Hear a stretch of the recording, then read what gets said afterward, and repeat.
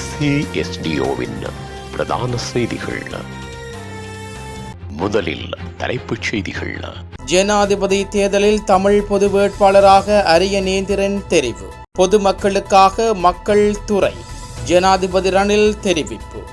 Emil Ranjan லாமாஹேவா விடுதலை. இலங்கையில் முதல் தொலைக்காட்சி பெண் செய்தி வாசிப்பாளர் காலமானார். பங்களாதேஷில் அரசியல் தலைவர்கள் 20 பேர் படுகொலை. இலங்கை கிரிக்கெட் வீரர் மீது குற்றச்சாட்டு. தொடர்பன விரிவான செய்திகள். தாயக செய்திகள். எதிர்வரும் ஜனாதிபதி தேர்தலில் தமிழ் பொது வேட்பாளராக அரியநேந்திரனை களமிறங்குவதாக அறிவிக்கப்பட்டுள்ளது. 7 தமிழ் கட்சிகளும் 7 சிவில் அமைப்புகளும் இணைந்து உருவாக்கியுள்ள தமிழ் தேசிய பொது கட்டமைப்பினூடாக இதற்கான தீர்மானம் மேற்கொள்ளப்பட்டுள்ளது. அதேவேளை இலங்கையில் ஜனாதிபதி தேர்தல் எதிர்வரும் செப்டம்பர் 21 நடைபெறவுள்ளமை குறிப்பிடத்தக்கது. பொதுத்துறை மற்றும் தனியார் துறைகளுக்கு மேலதிகமாக மக்களை பொருளாதார ரீதியில் உயர்த்துவதற்கான மக்கள் துறை ஒன்று உருவாக்கப்படும் என ஜனாதிபதி ரணில் விக்ரமசிங்க தெரிவித்துள்ளார். கூட்டுறவு இயக்கத்தை மக்கள் துறையின் இயக்குநராக மாற்றும் வகையில் நாட்டின் சுதந்திரமான வலுவான கூட்டுறவு இயக்கம் கட்டியெழுப்பப்பட்டு வருவதாக ஜனாதிபதி சுட்டிக்காட்டியுள்ளார். கொழும்பில் உள்ள இலங்கை கண்காட்சி மற்றும் மாநாட்டு மண்டபத்தில் நடைபெற்ற கூட்டுறவு இயக்கத்தில் எதிர்கால போக்கு குறித்து கலந்துரையாடப்படும் கூட்டத்தில் கலந்து கொண்ட போது ஜனாதிபதி மேற்கண்டவாறு தெரிவித்துள்ளார். 2012 ஆண்டு வெலிக்கடை சிறைச்சாலையில் இடம்பெற்ற மோதலில் கைதியொருவரை கொன்ற குற்றச்சாட்டின் பேரில் குற்றவாளியாக காணப்பட்ட முன்னாள் சிறைச்சாலை ஆணையாளர் எமில் ரஞ்சின் லாமகேமாவிற்கு கொழும்பு மேல் நீதிமன்றம் 3 அடங்கிய நீதிபதிகள் அமர்வால் வழங்கப்பட்ட மரண தண்டனையிலிருந்து விடுவித்து உயர் நீதிமன்றம் இன்று தீர்ப்பளித்துள்ளது. தண்டனைக்கு எதிராக குற்றஞ்சாட்டப்பட்ட பிரதிவாதிக்கு லாமகேவாவுக்கு முன்வைத்த மேன்முறையீட்டை ஏற்றுக்கொண்ட 5 அடங்கிய உயர் நீதிமன்ற நீதியரசர்கள் அமர்வால் இந்த தீர்ப்பு வழங்கப்பட்டுள்ளது.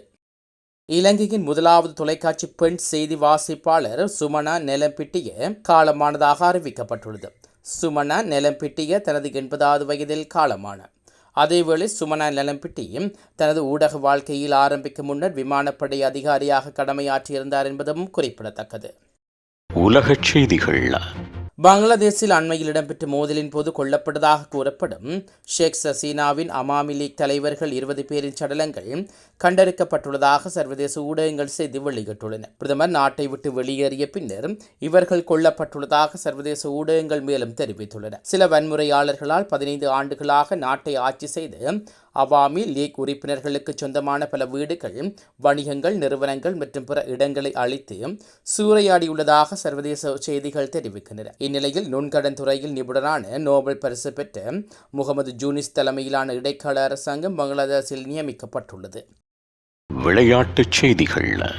சர்வதேச கிரிக்கெட் பேரவையின் ஊழல் தடுப்பு விதிகளை மீறியதாக இலங்கை கிரிக்கெட் வீரர் பிரவீன் ஜெயவிக்ரம மீது 3 குற்றச்சாட்டுகள் வைக்கப்பட்டுள்ளன. சர்வதேச கிரிக்கெட் போட்டிகள் மற்றும் 2021 லங்கா பிரீமியர் லீக் தொடரில் ஆட்ட நிர்ணய சதி தொடர்பில் முன்வைக்கப்பட்ட யோசனைகள் குறித்து ஊழல் தடுப்பு பிரிவுக்கு அறிவிக்கப்படவில்லை என அவர் மீது குற்றச்சாட்டுகள் முன்வைக்கப்பட்டுள்ளன. இது தொடர்பாக அவருக்கு அனுப்பப்பட்ட இந்த தகவலையும் அளித்துள்ளதாக கூறப்படுகிறது. இந்த குற்றச்சாட்டுகளுக்கு பதிலளிக்க அவருக்கு 2024 ஆகஸ்ட் மாதம் 6ஆம் தேதி முதல் 14 நாட்கள் அவகாசம் அளித்துள்ளதாக சர்வதேச கிரிக்கெட் பேரவை அறிவித்துள்ளது.